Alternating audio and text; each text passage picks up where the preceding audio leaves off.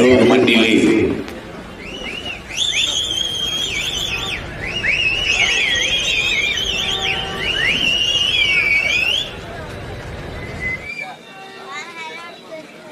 பழங்குடி மக்களை பாதுகாப்போம்,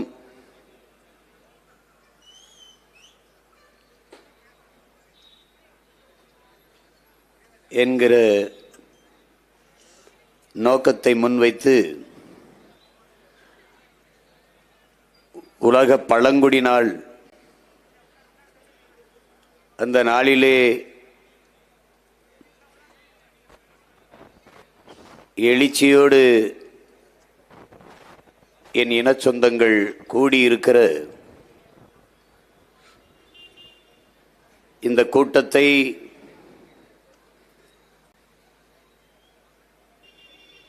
ஒருங்கிணைத்து நடத்தி கொண்டிருக்கிற பழங்குடி மக்களின் பாசறையினுடைய மாநில தலைவர் என்னுயிர் அண்ணன் கேப்டன் துரை அவர்களே, அவரோடு உடனின்று உழைத்த என் உயிர்க்கினிய தம்பிகள், தர்மபுரி மாவட்டத்தினுடைய நாம் தமிழர் கட்சியினுடைய களப்போராளிகள், என்னுயிர் தம்பி தங்கைகள், இங்கே நம்மோடு இந்த நிகழ்வில் பங்கேற்று கருத்துக்களை பதிவு செய்த பெருமக்கள் ஐயா ஜெகநாதன், ஐயா சுந்தரராஜன் போன்றோர்களுக்கு என்னுடைய அன்பும் நன்றியும்.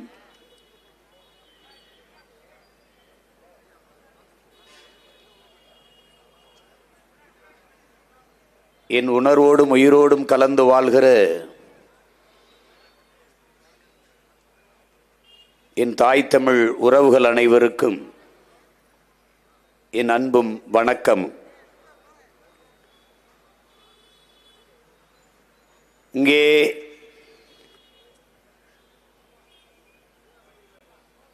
உரையாற்றிய என்னுடைய அண்ணன் ஆதித்தமிழர் விடுதலை இயக்கத்தினுடைய பொதுச் செயலாளர் வினோத் அவர்கள்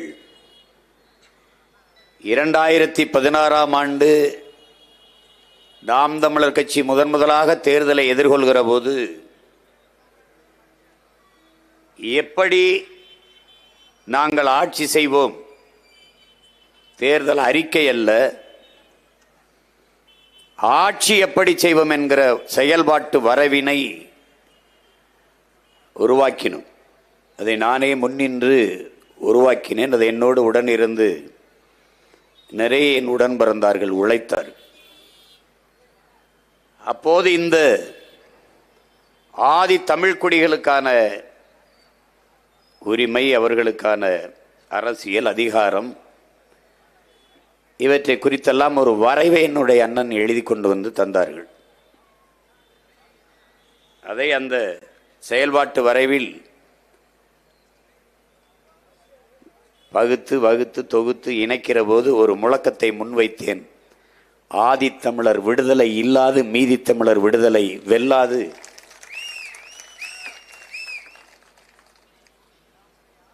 அதேதான் இன்றும்.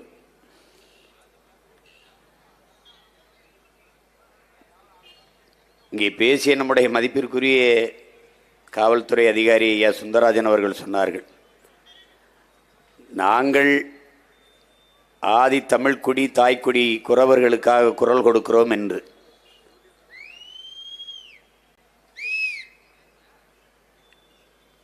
அதை அப்படி பார்க்கக்கூடாது. எங்கள் பிறவி கடமையை நாங்கள் செய்கிறோம் என்றுதான் நீங்கள் பார்க்க வேண்டும்.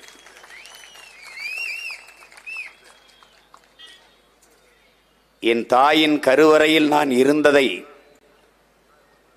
மறப்பதும், என் தாய்க்குடி குறவர் குடியை மறப்பதும் இரண்டும் ஒன்றுதான்.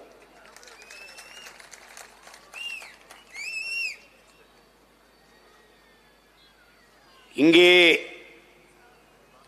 குறவர்குடி சார்ந்த பெருமக்கள் எனக்கு இதை கற்பித்து என்னை இது பேசு என்று நிர்பந்தித்து நான் பேசியதில்லை. நான் படித்து உணர்ந்து அறிந்து நானாக பேசியதுதான் அது. இங்கே கூடியிருக்கிற எல்லோரும் குறப்பைய மக்கள்தான் என்கிற உணர்வை நீங்கள் பெற வேண்டும். அதில் நானும் அந்த குடியிலிருந்து வந்தவன் தான் என்கிற பெருமிதமும் திமிரும் எனக்கு உண்டு.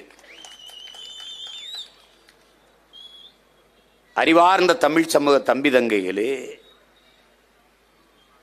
என்னிலும் இளைய தலைமுறை புரட்சியாளர்களே, உலகத்திலே மிக உயர்ந்த மனிதன் எவன்?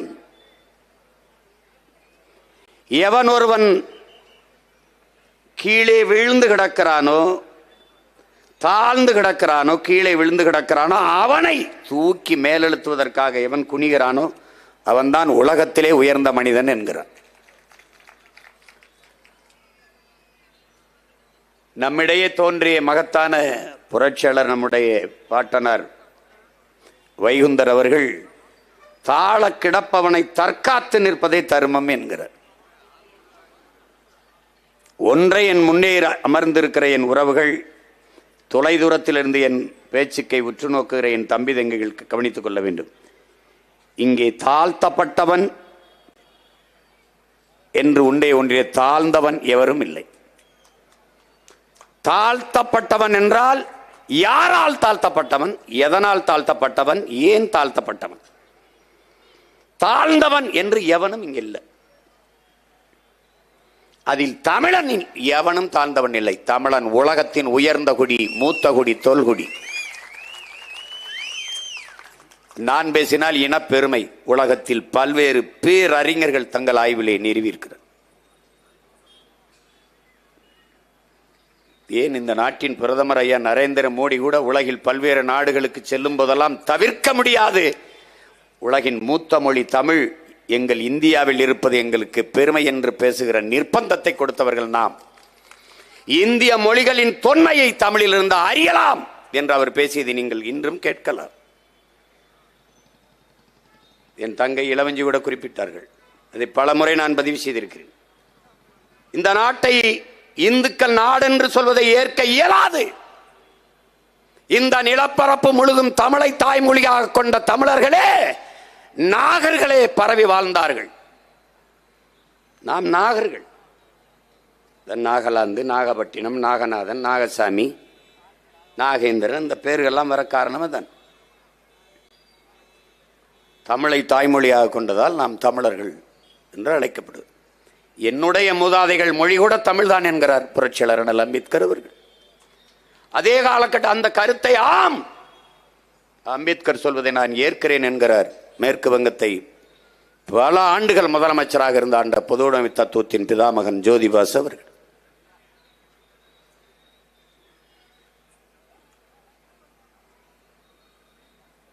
இங்கே பேசிய நம்முடைய ஐயா சுந்தரராஜன் அவர்களோடு கூப்பிட்டார்கள். தொல்காப்பியமும் மாயோன் மேய காடுரை உலகு, சேயன் மேய மைவரை உலகு, வேந்தன் மேய தீம்புணல் உலகு, வர்ணன் மேய பெருமணல் உலகு என்று பாடுது. அது சின்ன தடுமாற்றம் எனக்கு இருக்கு, குழப்பம் இருக்கு. நான் கேட்டேன், பல அறிஞர்கள்ட்ட பதிலே இல்லை. முதல் திணை முதல் நிலம் குறிஞ்சிதான்.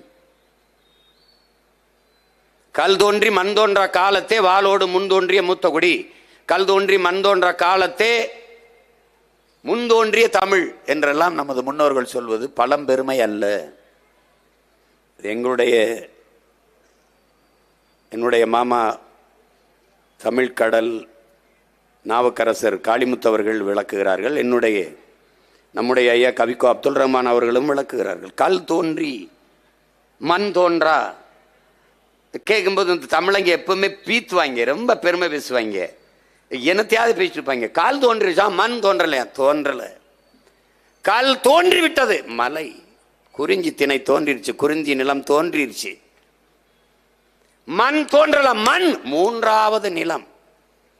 இரண்டாவது நிலம் முல்லையும் காடும், காடு சார்ந்த இடமும் முல்லை, மலையும் மலை சார்ந்த இடமும் குறிஞ்சி. ஏன் குறிஞ்சி? அங்கே குறிஞ்சி மலர்கள் நிறைந்து இருப்பதால் அந்த நிலத்திற்கு பெயர் குறிஞ்சி என்று நமது முன்னோர்கள் சூட்டினார்கள்.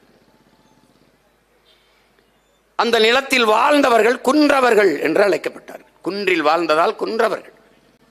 நாளடைவில் இன் உச்சரிப்பு குன்றி குன்றி குன்றி குன்றி குறவர்கள் என்று அழைக்கப்பட்டு அந்த இனக்கூட்டத்தின் தலைவனாக நம்முடைய இறை முருக பெரும்பாட்டன் அங்கே உங்களுக்கு தெரியும்.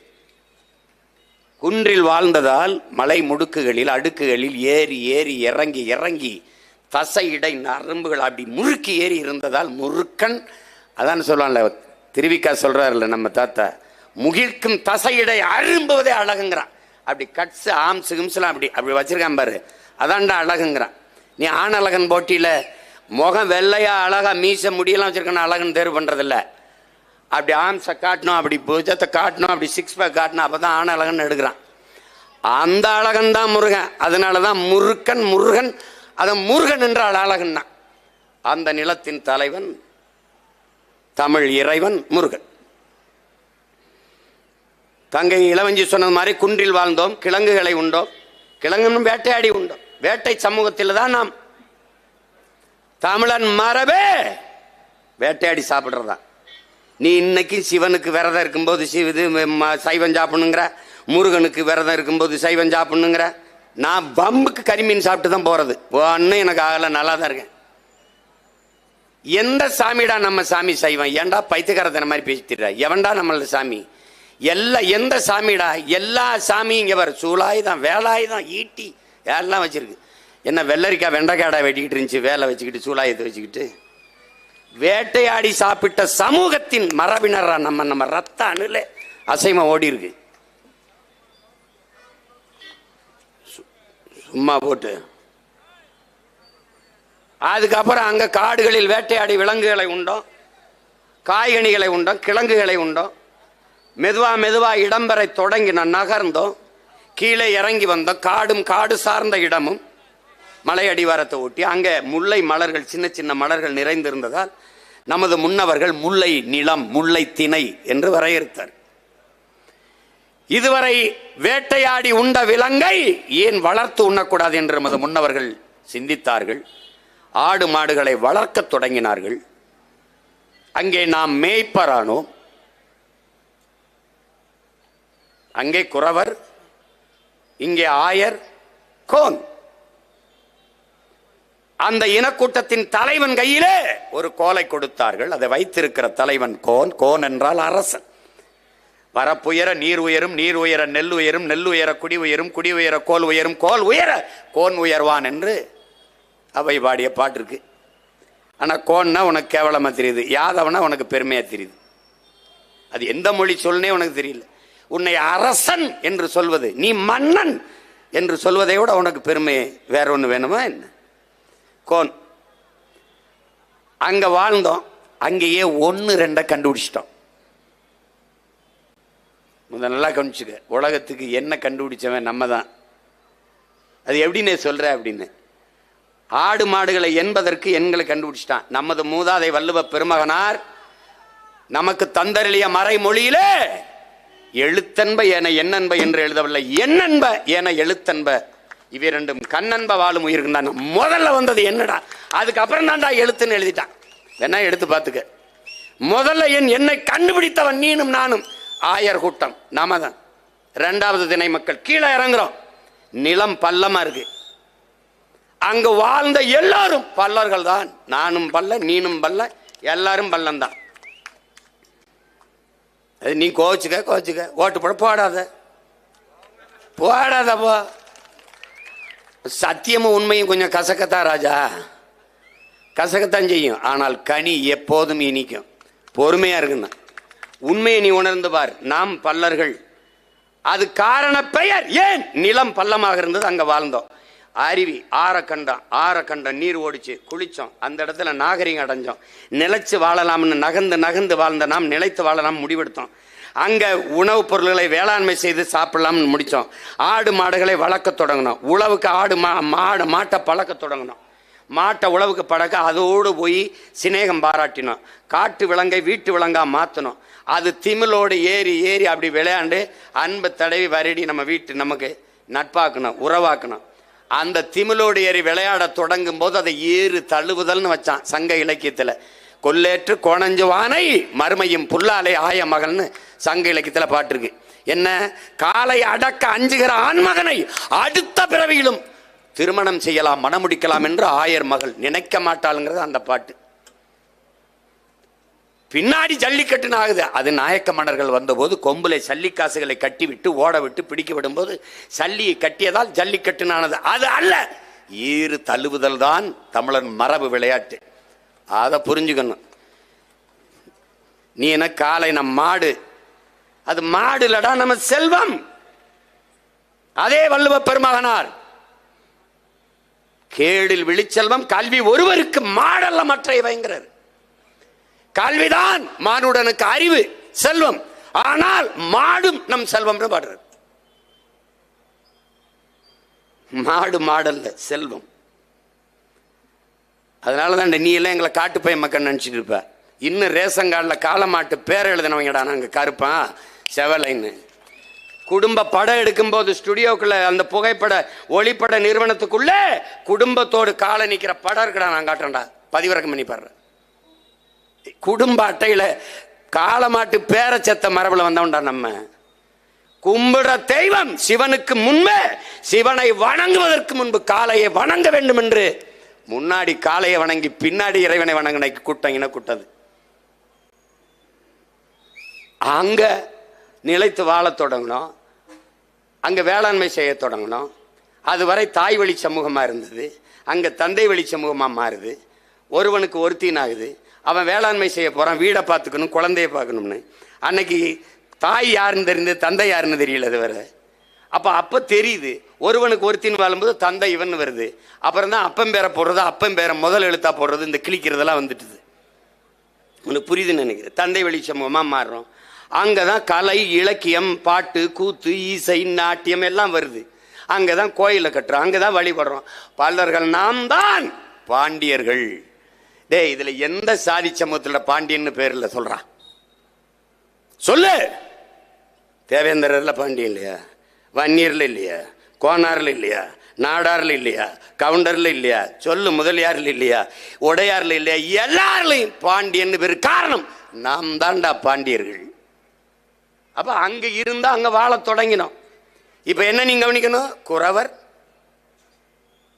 மருத நிலம். இங்க மருத மரங்கள் அதிகமாக இருந்தால் இந்த நிலத்தின் பெயர் மருத நிலம்.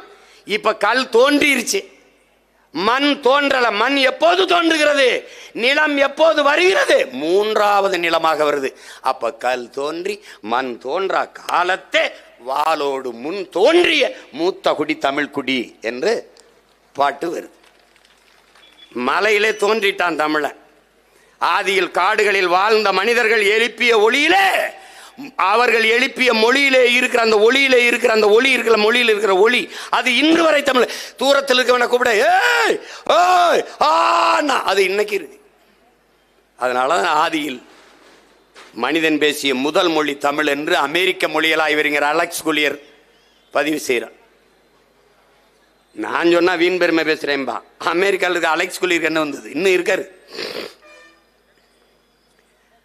அப்ப குறிஞ்சி திணை, மருத நிலம், குறிஞ்சி நிலம் இடையிலே முல்லை நிலத்தில் வாழ்ந்ததால் அவர்கள் இடையர்கள் என்று அழைக்கப்பட்டார்கள். அது காரண பெயர், குடிப்பெயர் அதல்ல. குடிப்பெயர் கோன் ஆயர். நிலம் பள்ளமாக இருந்ததால் நாம் பல்லர்கள், அது குடிப்பெயர் அல்ல, காரண பெயர். குடிப்பெயர் வேளாண்மை செய்ததால் நாம் வேளாளர்கள். இதை நல்லா விளங்கணும். ஒரு தொல்குடி நம் தாய்க்குடி, குறவர் குடி, அதில் இருந்த இத்தனை குடி. இதற்கு பிறகு கடலும் கடல் சார்ந்த இடமும் போறோம். அது நெய்தல் என்று அழைக்கப்படுது. அங்க வாழ்ந்தவன் மீனவன் அல்ல, அவனுக்கு பேர் மீனவன் அல்ல. மீனவன் என்பது காரண பெயர். காரணம், மீன் பிடிப்பதால் மீனவன். பால் விற்கிறதுனால பால்கார், கீரை வித்தா கீரைக்கார். அப்படிதான் நீ சொல்ற. குப்பையை அல்றதுனால குப்பைக்காருங்கிற. குப்பையை போட்ட உடனே என்ன பேர் சொல்றது? பால் விற்கிறவர் பால்கார், சரி விற்கிறாரு பால்கார். காய்கறி விற்கிறவர் காய்கறிக்கார். அப்படிதானே சொல்ற? அப்படித்தான் சொல்ற. ஆனா குப்பையை ஆள்றவன குப்பைக்காரங்கிற. போட்ட உடனே என்ன சொல்றது? நீ தான்டா பெருங்குப்பை. உண்மையிலே குப்பைக்காரன் நீ தான்.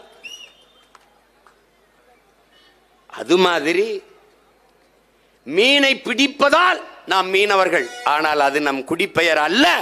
நம் குடிப்பெயர் பாரந்த கடல் பரப்பிலே வாழ்வதால் நாம் பரதவர்கள் என்பதுதான் நம்முடைய குடிப்பெயர். இந்த 4 குடியில் இருந்துதான் உலகில் இத்தனை மானுட சமூகம் தளிர்த்து துளிர்த்து கிளைத்து வளர்ந்து இருக்கிறது என்பதை அறிவார்ந்த தமிழ் சமூக மக்கள், பெரும் அறிஞர், பெரிய கவிக்கோ நம்முடைய ஐயா அப்துல் ரஹ்மான் அவர்களே இது குறித்து பேசியிருக்கிறார்கள். வலையொலியில் இருக்கு, நீ தட்டி பார்க்கலாம். அப்ப நம்முடைய தாய் குடியை போற்றுவது என்பது, பாதுகாப்பது என்பது நம்முடைய கடமை, பிறவி கடமை. அது இல்லாம அரசியல் செய்து என்ன பண்றது? எந்த திராவிட கட்சியடா குறவனுக்கு சீட்டு கொடுத்துருக்கு? எந்த திராவிட கட்சியடா முடிதிருத்துற மருத்துவ குலத்துக்கு சீட்டு கொடுத்துருக்கு? எந்த திராவிட கட்சியடா சலவை தொழிலா நம்ம இன சொந்தங்கள் வண்ணாருக்கு சீட்டு கொடுத்துருக்கு? எந்த திராவிட கட்சியடா கொடுத்துருக்கு சொல்லு? எந்த திராவிட கட்சி கொடுத்துருக்கு? தச்சருக்கு கொடுத்துருக்கா? குயவருக்கு கொடுத்துருக்கா? குயவருக்கு கொடுத்துருக்கா? ஒரே ஒரு கட்சி தான்டா தமிழ்நாட்டில் கொடுத்துருக்கு, நாம் தமிழர் கட்சி மட்டும்தான் கொடுத்துருக்கு. அதை நாமும் செய்யவில்லை என்றால் வேற எவஞ்சமா? அப்ப எதுக்குடா நாம் தமிழர்னு ஒரு கட்சி? ஒரு தேசிய விடுதலைக்கு வருகிற போது இங்க பார், எனக்கு கடவுள் நம்பிக்கை இருந்ததில்லை, நான் அப்படி வளர்ந்தவன், என் தலைவனுக்கும் இல்லை அப்படி அவர் வளர்ந்தார். ஆனால் ஒரு தேசிய விடுதலை என்று நிற்கிற போது 3 சுவத்தில் வீடு கட்ட முடியாது, 4 சுவர் வைத்தான் வீடு கட்ட முடியும். அந்த 4வது சுவர் தமிழ் தேசியனத்தின் மெய்யியல். என்னுடைய வழிபாடு உலகத்தின் மூத்த குடிக்கென்று ஒரு இறை, ஒரு வழிபாட்டு மறை இருந்திருக்கணும். அது எது? அதான் இப்ப நாங்க செய்யறது. அண்ணல் அம்பேத்கர் சமய புரட்சி இல்லாத அரசியல் புரட்சி வெல்லாது என்றார். நான் அதையே பண்பாட்டு புரட்சி இல்லாது அரசியல் புரட்சி வெல்லாது என்று வைத்தேன். அவ்வளவுதான். அவர் அதிகாரம் மிக வலிமையானது, நான் அதை அடைந்து விட்டால் எளிமையானதுன்னு பின்னாடி சேர்த்து விட்டேன். அவ்வளவுதான். அதிகாரம் மிக வலிமையானது, அந்த அதிகாரம் என் மக்களுக்கானதுன்னு நான் சேர்த்தேன். அவ்வளவுதான். பாதை அவர் போட்டது, பயணம் எங்களுது. அதை தான் அவர் சொல்லுகிறார். கோட்பாடு இவ்வளவுதான், ரொம்ப எளிது. நான் யாருக்கும் அடிமை இல்லை, எனக்கும் யாரும் அடிமை இல்லை. இது ஒரு கோட்பாடு அண்ணல் அம்பேத்கரோடு. ஐயா பெரியாரோடது, தான் உயர்ந்த சாதி என்று எண்ணிக்கொள்கிற பெருமக்கள் தனக்கு கீழே தாழ்ந்த சாதி யாரும் இல்லை என்று எண்ணிக்கொண்டால் சமூகத்தில் பிரச்சனை இல்லை. இவ்வளவுதான் கோட்பாடு. எந்த சொல் உன்னை எலி சொல் என்று சொல்கிறதோ அந்த சொல்லை எலி சொல்லாக மாற்று, எழுச்சி சொல்லாக மாற்று. இந்த கூட்டத்திலே எவன் குறவன், எவன் பறையன் என்று எவன் கேட்டாலும் எழுந்து நில்லடா. ஆம், நான் தான் குறவன், நான் தான் பறையன் என்று எழுந்து நில். எந்த சொல் உன் மீது இழி சொல் என்று சுமத்தப்படுகிறதோ அந்த சொல்லை எழுச்சி சொல்லாக மாற்று. இல்லாத வரை உனக்கு விடுதலை இல்லைடாங்கிறார். யாரு? நம்முடைய தாத்தா ரட்டமலை சீனிவாசன். அதே அண்ணல் அம்பேத்கர் வேற வடிவத்து அதே கருத்து தான். எந்த சொல்லை வைத்து உன்னை அவமதிக்கிறானோ, அவமானப்படுத்துகிறானோ அதையே உன் ஆயுதமாக தூக்குடாங்கிற, ஆயுதமா ஏந்துறாங்கிறார். அதே உன் ஆயுதமா ஆக்குடா. அவ்வளவுதான்.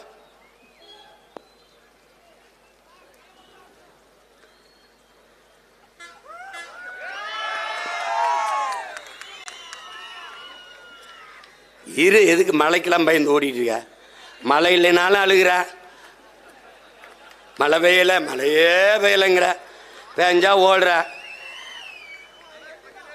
நீ மழை பெஞ்சா அது பண்ற. வயநாட்டில் பாரு, செத்து போன ஆயிரக்கணக்கான மக்கள். இரு, மழையை நேசி, ரசி. சும்மா போட்டு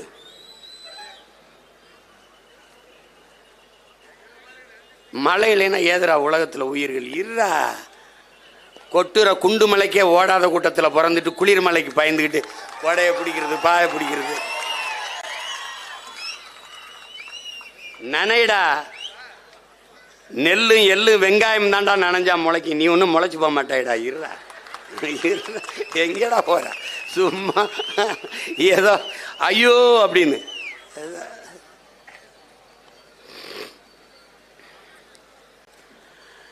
நாம் என்னென்ன சிக்கல்களை எதிர்கொள்றோம்? நீங்கள் ஒன்றை தெரிஞ்சுக்கணும். பழங்குடி மக்கள் என்று தனியால, தமிழ் குடியே பழங்குடி தான். நல்லா கவனிச்சுக்கணும். இதில் பழங்குடி மக்களின் பாதுகாப்பு, அன்னை பூமியை பாதுகாக்க ஆதிக்குடியை பாதுகாப்போம் என்பது பழங்குடி மக்கள், ஷெட்யூல் டிரைப்ஸ், குறவர் குடிக்கு மட்டுமல்ல, தமிழ் குடியே பாதுகாக்கப்பட வேண்டிய சூழலுக்கு தள்ளப்பட்டிருக்கு.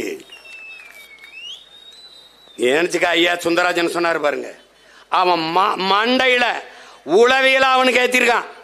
இங்க பார், வெள்ளக்காரன் படை நகர்த்தி வந்து கொண்டே இருக்கான். தென் மாநிலங்களில் நுழையும் போது அவனுக்கு பிரச்சனை இருக்கு.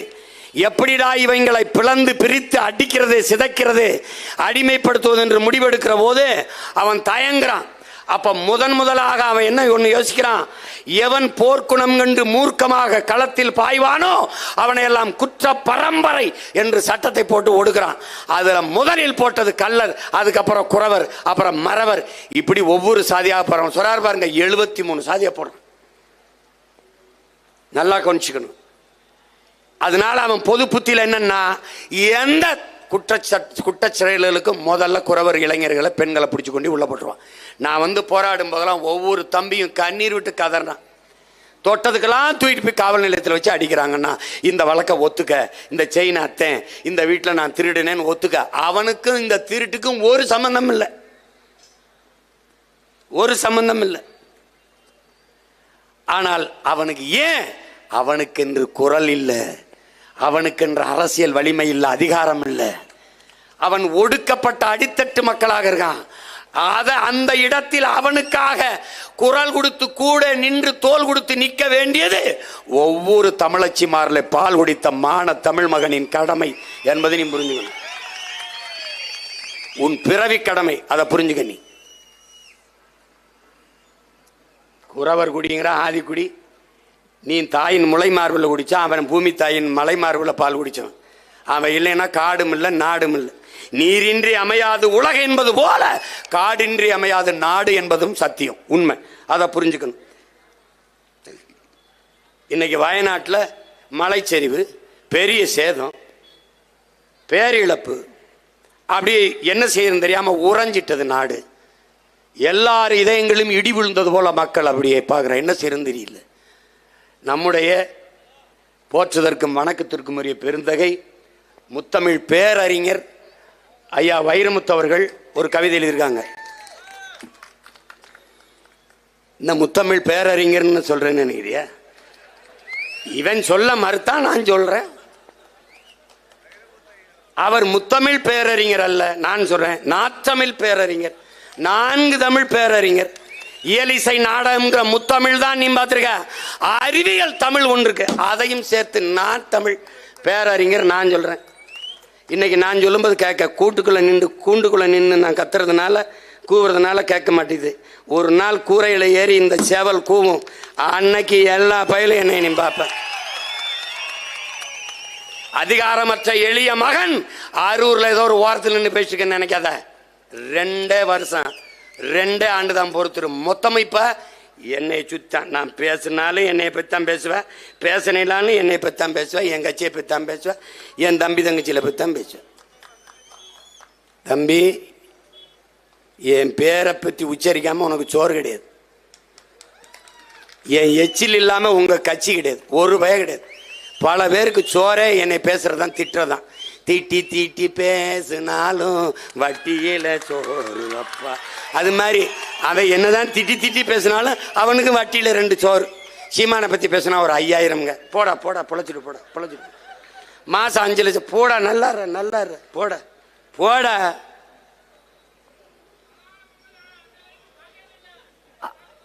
அப்படிதான். அது மாதிரி முத்தமிழ் பேரறிஞர் நம்முடைய ஐயா வைரமுத்து அவர்கள் மலைகளை, இங்க பாருங்க, மலைகளை மலித்ததும் காடுகளை அழித்ததும் நதிகளை கெடுத்ததும் தான் இந்த பேரழிவுக்கு காரணம்ங்கிறது.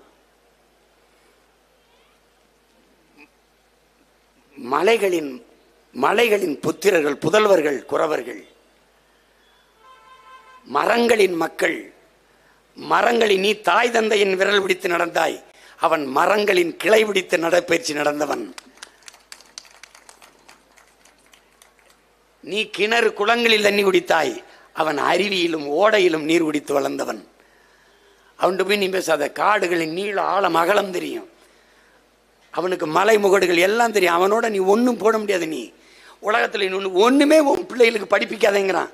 இயற்கையை நேசிக்க கற்றுக் கொடு, இயற்கை எல்லாவற்றையும் கற்றுக் கொடுக்குங்கிறான். ஒரு பேர் அற்புதம்டா இயற்கை. கோடையில உனக்கு மாம்பழம் பழுக்கும், மாம்பழம் 2 மாசம் கிடைக்கும், சாப்பிட்டுருங்கிறான். நாவற்பழம் கிடைக்கும், அந்த பருவத்தில் நாவற்பழத்தை சாப்பிட்டு. பலாப்பழம் கிடைக்கும், சாப்பிட்டு. எந்த பருவத்தில் எந்தெந்த பழம் கிடைக்கிறதோ அந்த பழத்தை எல்லாம் சாப்பிட்டுங்கிறான். இயற்கை உனக்கு கொடையா கொடுக்குது. நீ செய்ய மாட்டியே. 10 ரூபா 15 ரூபாய்க்கு இளநீ கிடக்கும் சாலையில், அதை குடிக்க மாட்டேன். ஆனால் தேடி போய் உயர்ந்த ஒரு உணவு விடுதியில் காஸ்ட்லி ரெஸ்டாரண்ட்டில் உட்காந்துட்டு கொக்கோ கோலா பெப்சி குடிச்சு சாவ. ஒரு கொக்கோ கோலா ஒரே மூச்சில் குடிச்சிட்டு உட்கார்ற, நெஞ்சடைச்சு நீ சாகரியாலான்னு பாடுற. ஒரு கொக்கோ கோலா பெப்சியை வாங்கிட்டு போய் உன் வீட்டு கக்கூச கழுவிடா, பளிச்சுன்னு ஆகுதா இல்லையான்னு பாடுற. அப்போ குடிச்சின்னா உன் குடல் அது மாதிரி பளிச்சுன்னு ஆகுமாகாதாடா? இதை அறிவார்ந்த தமிழ் சமூக மக்கள் சிந்திக்கணும். காடுகள், மலை முகடுகளில் உயர்ந்து அடர்ந்து இருக்கிற காடுகள் தான் பூமிக்கு மேகத்தை அறுவடை செய்து மழையாக கொண்டு வருது. அதுதான் அருவியை பிரசவிக்குது. அருவிதான் ஆறை உருவாக்குது. இந்த இயற்பியல், இந்த உயிரியல் உண்மையை, இந்த அறிவியல் உண்மையை என் அன்பு பிள்ளைகள் அறிந்து கொள்ளணும். உனக்கு காடு தொலைதூரத்தில் பார்த்தால் காடு, நம் குறவர் குடிக்கு, ஆதி தமிழ் குடிக்கு அது வீடு என்பதை நீ கவனத்தில் வச்சுக்கணும். கண்டகாரினத்தில் மாவோயிஸ்ட் எப்படி உருவானா? 200 லட்சம் கோடிகளுக்கு, 200 லட்சம் கோடிகளுக்கு அந்த மலைகளில் இருக்கிற கனிம வளங்களை வெட்டி எடுக்கிறதுக்கு அந்நிய முதலாளிகளுக்கு ஒப்பந்தம். காடுகளை அழித்தால்தான் மலைகளில் இருக்கிற கனிம வளங்களை எடுக்க முடியும். காடுகளை அழிக்க இவர்கள் புகுகிற போது, பாய்கிற போது, உள்ளே நுழைகிற போது, உனக்கு காடு எனக்கு வீடு என்று அங்கு வாழ்ந்த பழங்குடிகள் போராட தொடங்கினான். கட்டை விளக்கமாறு செருப்போடு களத்தில் வந்தவன் கையிலே துப்பாக்கி எப்படி வந்தது என்கிற கேள்வியை கேட்டால் யாரு மாவோயிஸ்ட் என்பது தெரியும், யாரு உருவாக்கியது என்பது தெரியும். காட்டுக்குள் கட்டையோடும் விளக்கமாறோடும் போராட வந்தவன் கையிலே துப்பாக்கி திணித்தவன் எவன்? அவனை மாவோயிஸ்ட் சென்று பழி சுமத்தி சுட்டு கொன்னு சிறைப்படுத்தி சித்திரவதை செய்தது யார்? அவன் அவன் தாய் நிலத்தை தற்காக்க போராடுகிறான். நாங்கள் போராடுவது போல. மேல்மாவில் 3000 ஏக்கரையின் விளைநிலத்தை நீ தொழிற்சாலை, சித்தார் தொழிற்சாலைக்கு எடுக்க கூடாது, அந்த போராட்டம் போல. காட்டுப்பள்ளியில் 6111 ஏக்கரை கடலிலே நிலத்திலே நீ எடுக்க கூடாது, அந்த போராட்டம் போல. மீத்தேன், ஈத்தேன் எடுத்துக்கொள்ள, ஹைட்ரோ கார்பன் எரிவாயு, பயோகாஸ் எடுத்துக்கொள்ள, ஆடு மாட்டு கழிவு, மக்கிய இலைதலை கழிவே போதுமானதாக இருக்கிற போது என் பூமி தாயின் ஈரக்கொலைய இதயத்தை நீ அறுக்காதே என்று நாங்கள் போராடுவது போல அவன் போராடினான். அவன் தாய் நிலத்தை, வாழ்விடத்தை பாதுகாக்க போராடினான். இது அவன் அடிப்படை உரிமை, பிறப்புரிமை, ஜனநாயக கடமை. அதை மாவோயிசம், தீவிரவாதம் என்றார்கள். அப்படி என்றால் சீனாவில் இருக்கிற எல்லோரும் மாவோயிஸ்ட் தானே? அவனுடைய நட்பு பாராட்டுகிறாய்? என்னது இது? அது மாதிரிதான் நம் பழங்குடிகள். அவங்க சொன்னாங்க, 150 பேருக்கு நான் வந்து பேசி மாவட்ட ஆட்சியரோட சண்டை போட்டு சாதிச்சான்றது. எங்க அண்ணன் கேப்டன் துறை சொல்றாரு, 3000 பேருக்கு பெற்றுக் கொடுத்துருக்கான். இப்ப பெற்றுக் கொடுக்கிறோம், அப்புறம் நாங்களே கொடுப்போம், அவ்வளவுதான். அந்த நாளுக்கு தான் இவ்வளவு வேலை செஞ்சுக்கிட்டு இருக்கோம். கிருஷ்ணகிரியில் இருக்கிற நம் குடிகளை, நம்ம ஆதி தமிழ் குடிகளை ஆந்திராவில் இருக்கிற காவலர்களை வந்து விசாரணைன்னு கைது பண்ணி கொண்டு போய் காவல் நிலையத்தில் வைத்து நம்ம அக்கா தங்கை வன்புணர்வு செய்து உயிர் உறுப்பிலை மிளகாப்பொடியை தூவி பிற அந்நிய மாநிலத்திலிருந்து, அருகில் இருக்கிற மாநிலத்திலிருந்து உன் மாநிலத்தில் இருக்கிற உன் பெண்ணை விசாரணை என்று நள்ளிரவில் கைது செய்து கொண்டு போனதை தடுக்காதவர்கள் இந்த திராவிட திருவாளர்கள். உன் அண்ணன், உன் மகன் இந்த மண்ணிலே அதிகாரத்தில் இருந்தால் வந்து என் அக்கா தங்கச்சி தொற்றுப்பானான்னு ஒரு நிமிஷம் நீ கற்பனை பண்ணி பார்த்துக்க. தூக்கி உள்ளதுக்கு போட்டு அவனை மிளகாப்பொடியை வச்சு தேய்ச்சி விட்டுருப்பேன். எங்க தேய்ச்சிருப்பேன்னு நீ எரிச்சு பார்த்துக்க. அந்த இதுக்கு கமிஷனர் அலுவலகத்தில் போய் குற்றப்பதிவு செய்தும் ஒரு நடவடிக்கையும் இல்லை, ஒன்றுமில்லை. அந்த என் அக்கா தங்கையோடு களத்தில் நின்று போராடியது நாம் தமிழர் கட்சியின் மகளிர் பாசறை தங்கைகளும் என் தம்பிகளும் தான் என்பதை அறிவார்ந்த தமிழ் சமூக மக்கள் எண்ணற்ற பேர் பல்லாயிரக்கணக்கான மனுக்களை கொடுக்கிறார்கள். அவர்களுக்கு ஒரு ஆறுதல். தன் மகனிடத்தில் சொல்லிவிட்டால், தன் அண்ணனிடத்தில் சொல்லிவிட்டால், தன் தம்பியிடத்தில் சொல்லிவிட்டால் அவன் குரல் கொடுப்பான். அவர்களுக்காக நான் நிற்பேன் என்கிற நம்பிக்கை தான். எல்லா நோய்க்கும் எல்லா சிக்கலுக்கும் கடவுளிடத்திலே நீ முறையிடுவது போல.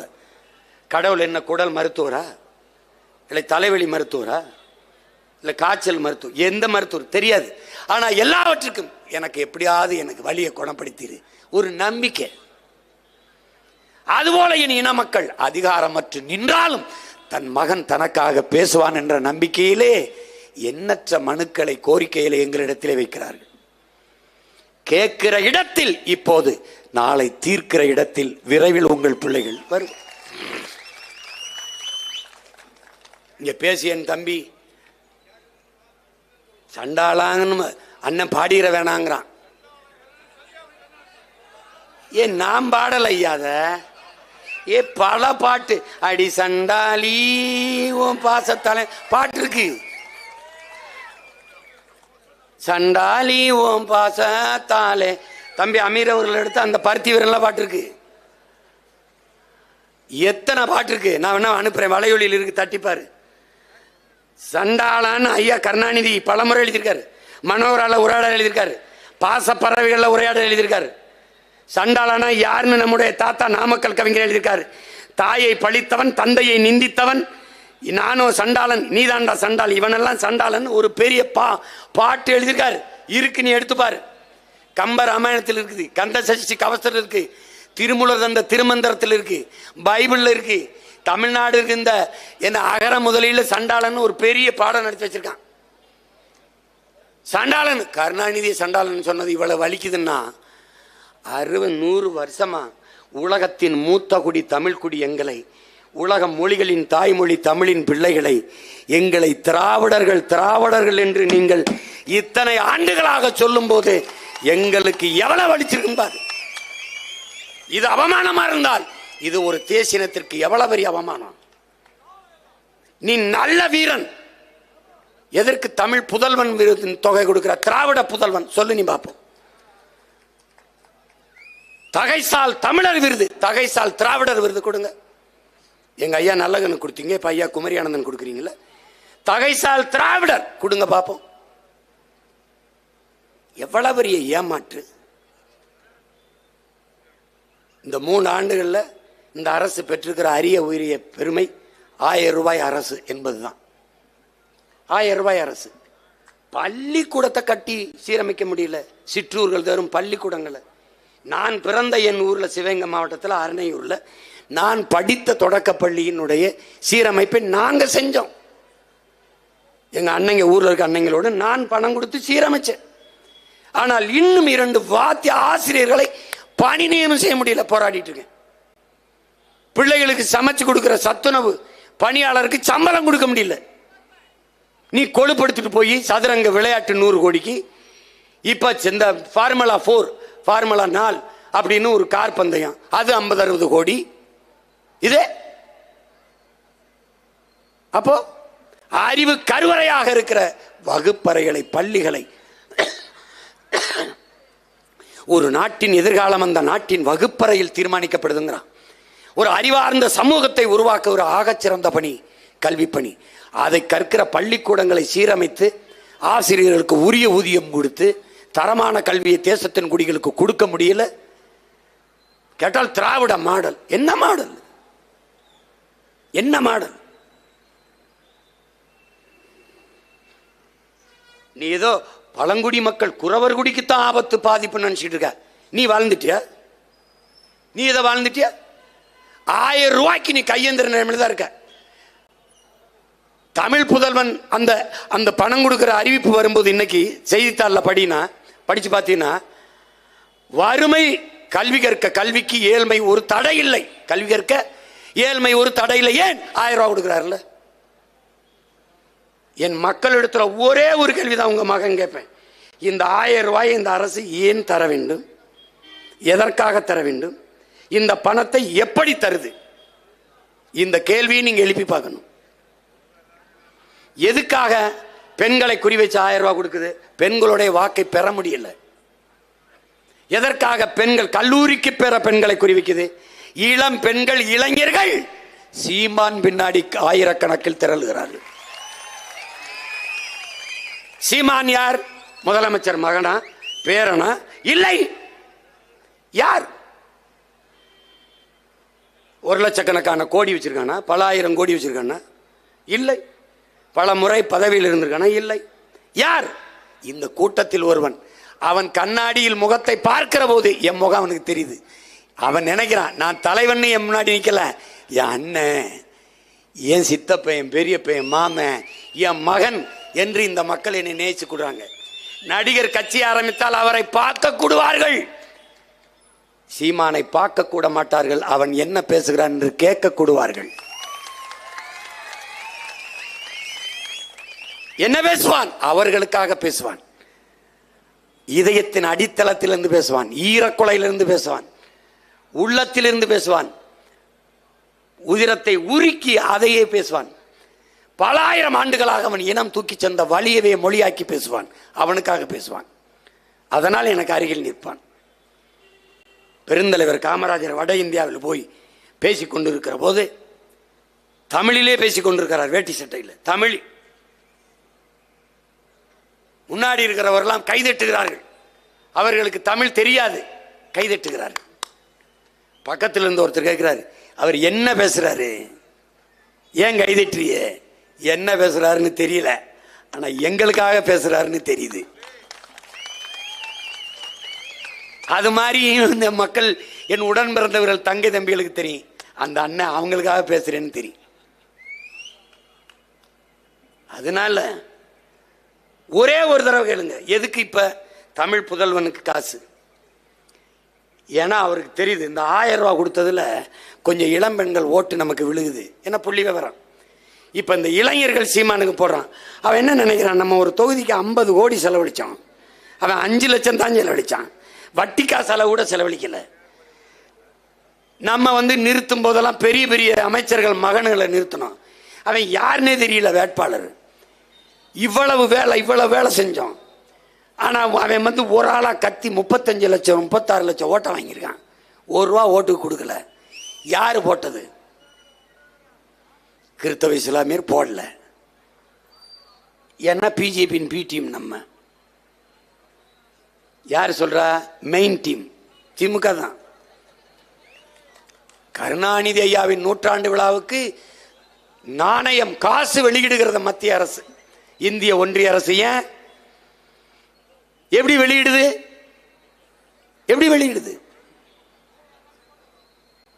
வெளியிடுது யார்? ஐயா ராஜ்நாத் சிங் பாதுகாப்புத்துறை அமைச்சர் வெளியிட போறார். அந்த நேரத்தில் இவங்க ஒரு பண்ணுவாங்க பாரு, அந்த மேடையை மட்டும் பாரு. எவனாவது நிமிந்து நின்று பேசிட்டான்னா என்ன கேள்வி? ஆனா நம்மள பி டீம் தான். ராமர் ஆட்சியின் நீட்சி தான் திராவிட மாடல் ஆட்சி. இவன் தான் இப்ப என்ன சொல்றான், நாங்க தாங்க பிஜேபியின் B team, main team, Z team வரைக்கும் நான் தான்றான். போடல. பறையர் வந்துடக்கூடாது வென்றக்கூடாதுன்னு படையாட்சி போடுறதில்ல, படையாட்சி வந்துடக்கூடாதுன்னு பறையர் போடுறதில்ல. இடையில சொந்த பிள்ளை நாம பலியாயிரும், ஓட்டு போடல. ஆனாலும் 36 லட்சம் போட்டிருக்கான். எவன் போட்டான்? இன்றைக்கு கல்லூரியில் படித்துக் கொண்டிருக்க பிள்ளைகள், புதிய வாக்காளர்கள், இளைய தலைமுறை பிள்ளைகள். அவன் என்ன நினைக்கிறான்? இந்த நாட்டின் எதிர்காலத்தை காப்பாற்றணும்னா நாம் தமிழர் கட்சி வெல்லணும்னு நினைக்கிறான்.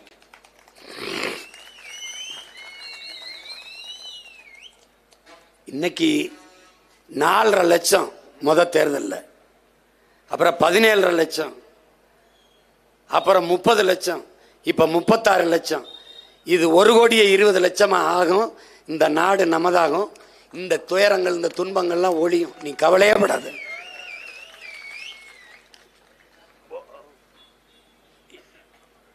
நம்ம கையில தான் இருக்கு. நாம் ஒவ்வொருவரும் போராடணுங்கிற முடிவுக்கு நீ வரணும். யாரோ ஒருத்தருடைய வேலைன்னு நீ போயிருக்கூடாது. என்னைய சொல்லுவாங்க, 3 மணிக்கு படுத்த, 6 மணிக்கு எந்திரிச்சு பயிற்சிக்கு போயிட்ட, இந்த 3 மணி நேரம் உறக்கம் போதுமா அப்படின்னு. உலகத்தில் சாதித்த எல்லாருடைய வரலாறையும் படித்தா மிக குறைந்த நேரம் தூங்கியவனாத்தான் இருக்கான். எங்களுடைய தலைவர், நம்முடைய தலைவர் கற்பித்தது என்ன? உறங்காதே, எழுந்திரு, எழுந்திரு, ஓடு. நீ அடிமை, அடிமை உரிமை பெறும் வரை ஓடு. உன் இனம் விடுதலை பெறும் வரை ஓடு, ஓடு. ஒரு நாள் நிம்மதியாக உறங்கலாம், உன்னை ஒருவரும் எழுப்ப மாட்டார்கள் உன் மரணத்திற்கு பிறகு. அப்படின்னா என்ன சொல்றார்? மரணம் வரை ஓடுறாங்கிறார். அப்படி அவர் ஓடினார். அவர் பிள்ளைகள் நாம ஓடணும். எதுவரை? விடுதலை. நம்முடைய ஐயா அப்துல் கலாம் என்ன சொல்றார்? உன்னால் முடியும் வரை போராடாதே, நீ நினைத்தது முடியும் வரை போராடுறாங்கிறார். நீ என்ன நினைக்கிற? தூய தமிழர் ஆட்சி, தமிழ் தேசிய ஆட்சி இங்க மலரணும். ஏதோ குறவர் குடி தான் தாழ்த்தப்பட்டிருக்கு, ஒடுக்கப்பட்டிருக்கு. ஆதி தமிழ் குடி பறையர் குடி தான் தாழ்த்தப்பட்டிருக்கு, ஒடுக்கப்பட்டிருக்கு. நீ என்ன வாழ்ந்துட்டேன்னு சொல்லு, சொல்லு, நீ சொல்லு. ஒண்ணும் கிடையாது. அதனால எல்லோரும் சேர்ந்து இந்த பணியை செய்யணும். இது காலம் கையளித்திருக்கிற கடமை, வரலாறு நமக்கு விட்டிருக்கிற பெரும்பணி என்பதை என் அன்பு உடன் பிறந்தார்கள், என்னினும் இளைய என் தம்பிதங்கள் புரிந்து கொள்ளணும். அவன் பேசுவான், வியாக்கியானம் பேசுவான், இதெல்லாம் வெல்றதா, இதெல்லாம் போறதா, இவன் அதை பேசிவிட்டான், அதை பேசிவிட்டான், சீமான் இப்படி மேடையில் பேசலாமா அப்படின்னு. இப்போ ஒன்றும் அப்படி பேசலையே. 2 நாளைக்கு முன்னாடி ஒரு புத்தகம் வெளியிட்டேன், எங்கள் ஐயா மருத்துவர் பழனிவேருடைய புத்தகம். அந்த வெளியீட்டில் நான் அப்படி பேசலையே. நீ என்ன மொழியில் பேசுகிறியோ அந்த மொழியில் பேசினால்தான் உனக்கு புரியும். அதனால தான் அப்படி பேசுகிறோம். எங்கள் தலைவர் எங்களுக்கு கற்பித்ததான்.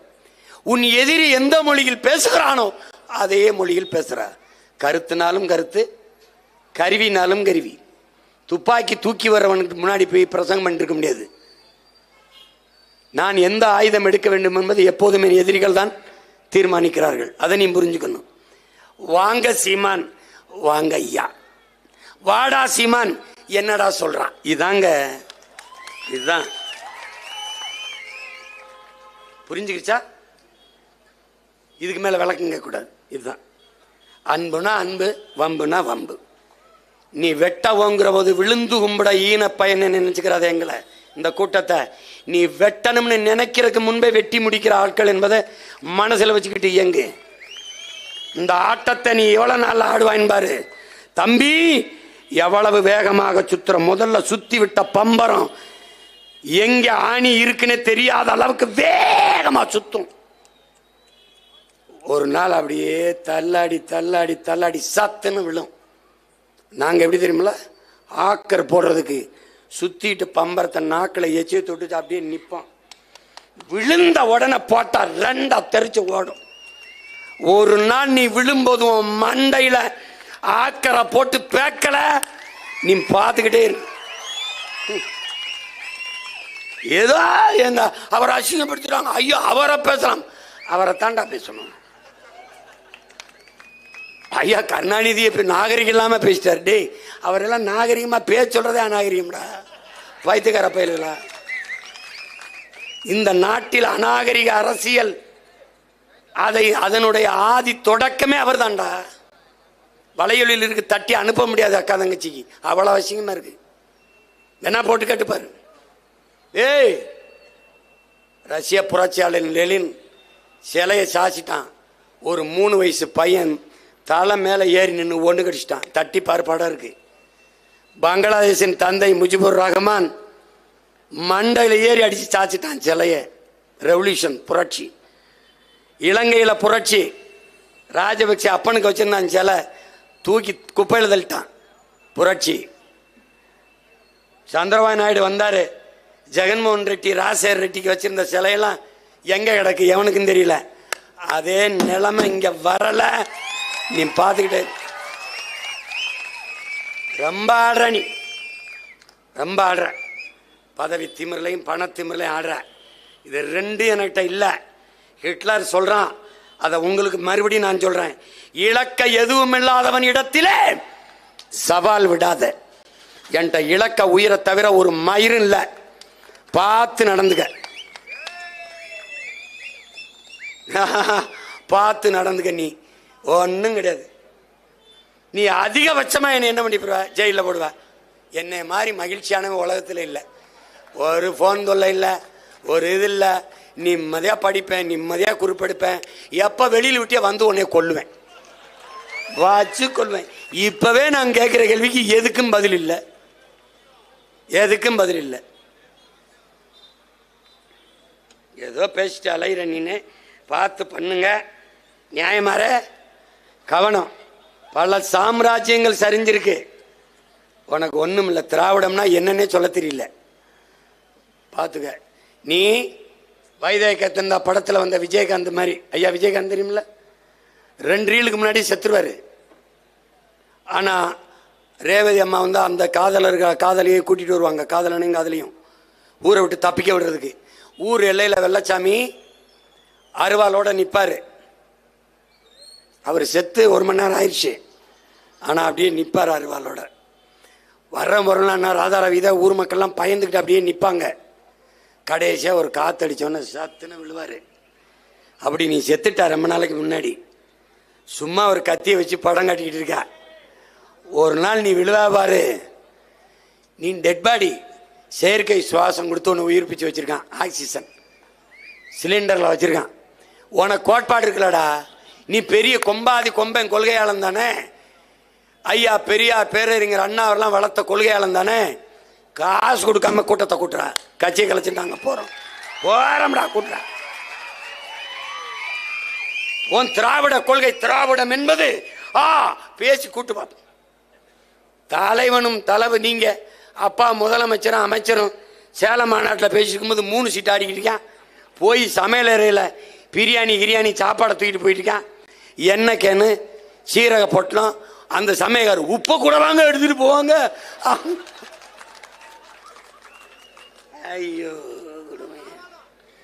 இவங்க மாநாடு போடும்போது எல்லா இடத்துலையும் வாழை மரத்தை தாரோட வெட்டி வச்சிருது. கரும்பை அப்படியே பல ஆயிரக்கணக்கில் நட்டுறது.